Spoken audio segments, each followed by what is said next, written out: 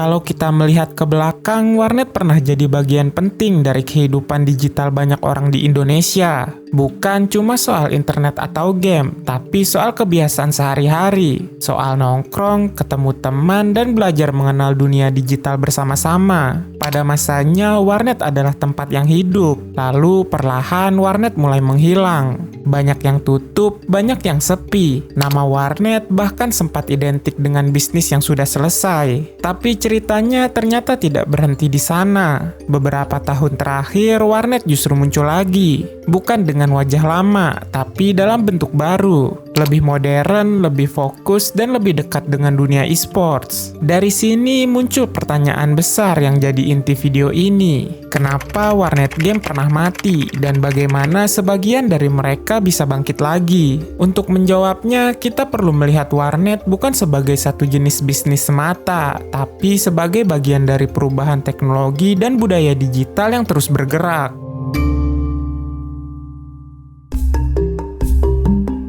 Di Indonesia, warnet awalnya bukan tempat main game. Fungsi utamanya adalah menyediakan akses internet dengan harga terjangkau. Di akhir 1990-an sampai awal 2000-an, internet rumahan masih sangat jarang. Komputer mahal, jaringan belum merata, internet belum dianggap kebutuhan sehari-hari. Disitulah warnet masuk. Dengan sistem sewa per jam yang relatif terjangkau, orang bisa browsing, kirim email, chatting, atau membuka forum. Buat banyak orang, warnet menjadi salah satu pintu pertama untuk mengenal internet secara langsung. Pelajar, mahasiswa, sampai pekerja datang dengan tujuan yang sama, yaitu online. Warnet jadi ruang bersama untuk mengakses dunia yang saat itu masih terasa baru dan jauh. Dalam konteks ini, warnet punya peran sosial yang cukup besar. Ia bukan cuma ruang usaha, tapi semacam fasilitas tidak resmi yang membantu masyarakat Indonesia masuk ke era digital lebih awal. Seiring waktu, fungsi warnet mulai bergeser. Game online PC mulai berkembang dan warnet menjadi tempat paling masuk akal untuk memainkannya. Game seperti Counter-Strike, Ragnarok Online, Dota, sampai Point Blank tumbuh bersama budaya warnet. Di fase ini, warnet berubah peran. Ia bukan lagi sekedar tempat untuk mengakses internet saja, tetapi juga tempat untuk komunitas. Orang datang beramai-ramai, main bersama, teriak bersama, bahkan kadang cuma nonton teman main. Warnet jadi ruang sosial yang hidup, ada interaksi langsung, ada kompetisi kecil, ada kebiasaan nongkrong berjam-jam. Bagi generasi 2000-an, pengalaman ini sangat membekas. Warnet bukan cuma soal menang atau kalah, tapi soal kebersamaan dan kenangan bersama. Dari sinilah identitas gamer lokal terbentuk, jauh sebelum istilah e-sports dikenal luas. Tapi kondisi yang membuat warnet berjaya pelan-pelan berubah. Internet rumahan mulai lebih terjangkau, kecepatan meningkat, perangkat komputer makin murah, akses makin mudah. Di saat yang sama, smartphone mulai mengubah cara orang bermain dan terhubung.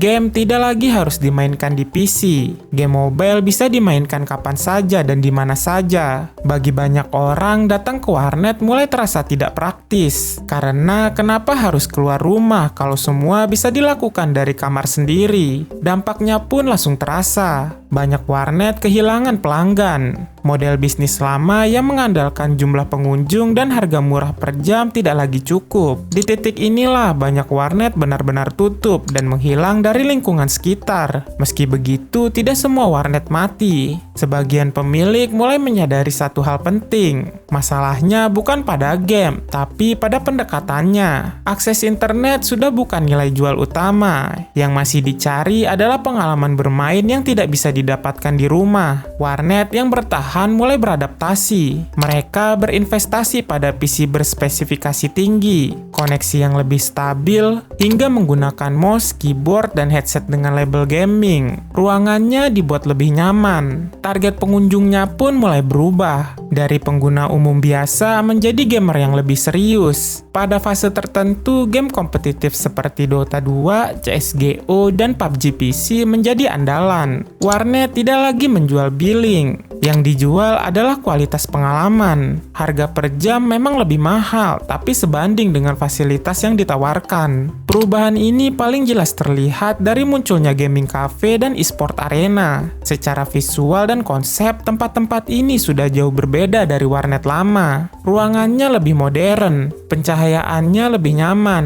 Suasananya pun dibuat agar pengunjung betah berlama-lama, bukan sekedar duduk, main, lalu pulang. Salah satu contoh awal di Indonesia adalah Phoenix Esports Arena di Jakarta, yang dikenal sebagai iCafe pertama di Indonesia dengan dukungan Nvidia. Di tempat seperti ini, komputer bukanlah satu-satunya alasan orang untuk datang. Mereka juga menyediakan makanan, minuman, dan ruang berkumpul.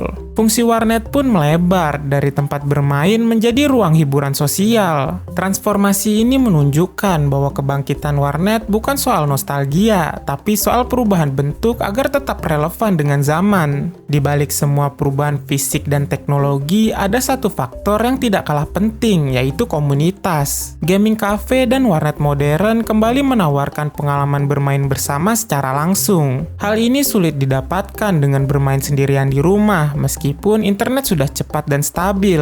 Sebab ada interaksi langsung, obrolan spontan, dan atmosfer kompetisi yang memberikan nilai tersendiri. Bahkan beberapa tempat masih aktif dalam membangun komunitas lewat event kecil dan turnamen lokal. Warnet bukan lagi sekedar tempat bermain, melainkan ruang sosial bagi mereka yang punya hobi serupa. Inilah alasan mengapa tempat-tempat seperti ini tetap punya daya tarik tersendiri, meski sekarang segalanya sudah serba online. Kebangkitan warnet modern juga tidak bisa dilepaskan dari pertumbuhan e-sports di Indonesia. Hanya dalam beberapa tahun, e-sports sudah berkembang jauh dari sekedar hobi menjadi industri besar. Sekarang, turnamen makin sering digelar, tim-tim profesional bermunculan, dan sponsor pun mulai berdatangan. Dalam ekosistem ini, ruang bermain seperti warnet modern sering dimanfaatkan sebagai tempat latihan dan kompetisi skala lokal. Peran ini memperkuat posisi warnet sebagai bagian dari infrastruktur e-sports. Bukan lagi tempat bermain biasa, tetapi sebuah fasilitas yang mendukung ekosistem kompetitif yang lebih serius. Kalau dilihat secara utuh, perjalanan warnet di Indonesia mencerminkan perubahan besar dalam budaya digital. Mulai dari solusi akses internet, lalu menjadi ruang sosial bagi para gamer, hingga bertransformasi menjadi ruang hiburan modern. Bagi generasi 2000-an, warnet adalah tempat menyimpan kenangan tentang bermain dan bersosialisasi, tentang menghabiskan waktu dengan teman-teman dalam satu ruangan yang sama. Kebangkitan warnet versi baru menunjukkan satu hal penting, bahwa kebutuhan akan ruang untuk bermain bersama tidak pernah benar-benar menghilang. Yang berubah hanyalah bentuk, fungsi, dan konteks sosialnya. Teknologi mungkin terus bergerak maju, tapi pada akhirnya banyak orang tetap mencari ruang untuk terhubung secara langsung. Jika kamu tertarik dengan video seperti ini dan ingin tahu kelicikan sistem gacha dalam game gratis, kamu bisa klik thumbnail yang muncul di layar. Terima kasih sudah menonton video ini. Jangan lupa untuk like, share, dan subscribe channel ini, dan sampai jumpa beberapa saat lagi.